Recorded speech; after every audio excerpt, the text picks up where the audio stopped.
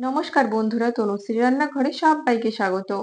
আচ্ছা, প্রথমেই বলে রাখি আমি কিন্তু খাবারের রিভিউ একেবারেই দিতে পারি না। তো এই ব্যাপারটা একটু ইগনোর করে আপনারা সরাসরি রেসিপিটা দেখে নিন। আজকের রেসিপি কলমির শাক ভাজা। আপনারা ভাবছেন কলমির শাক ভাজা এ আবার কি? কলমির শাক ভাজার মধ্যেও কিন্তু একটা নতুনত্ব আছে, আর আমি রেসিপিটা একেবারে মন থেকে বানিয়েছি। আশা করি আপনাদের ভালো লাগবে। এখানে আমি 1 আঁটি কলমির শাক নিয়েছি। শাকটা প্রথমেই আমি বেছে পরিষ্কার করে নেব। এবার শাকটা আমি কেটে নিচ্ছি। শাকটা কিন্তু পরিষ্কার করে বাছতে হবে। দেখুন কাটা হয়ে গেছে। এবার আমি ধুয়ে নিলাম। শাকটা ভালোভাবে ধুয়ে নেবেন, কারণ শাকের মধ্যে অনেক পোকামাকড় থাকে।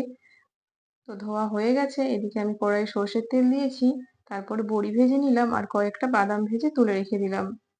এবার ওই তেলের মধ্যে দিয়ে দিলাম পেঁয়াজ কুচি, একটা চেরা কাঁচা লঙ্কা। পেঁয়াজ আর কাঁচা লঙ্কাটা হালকা ভাজা হয়ে যাওয়ার পর দিয়ে দিলাম পোস্ত। তারপরে দিয়ে দিলাম কলমি শাক। দিলাম সামান্য হলুদের গুঁড়ো আর স্বাদ মতো লবণ। ভালো করে মিশিয়ে নিলাম।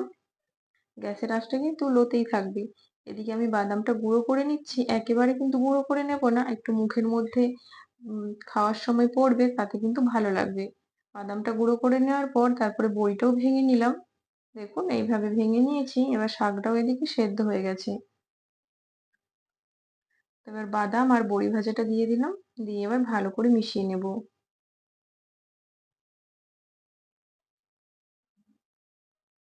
দেখুন মেশানো হয়ে গেছে, আর শাকটাও কিন্তু ভাজা হয়ে গেছে।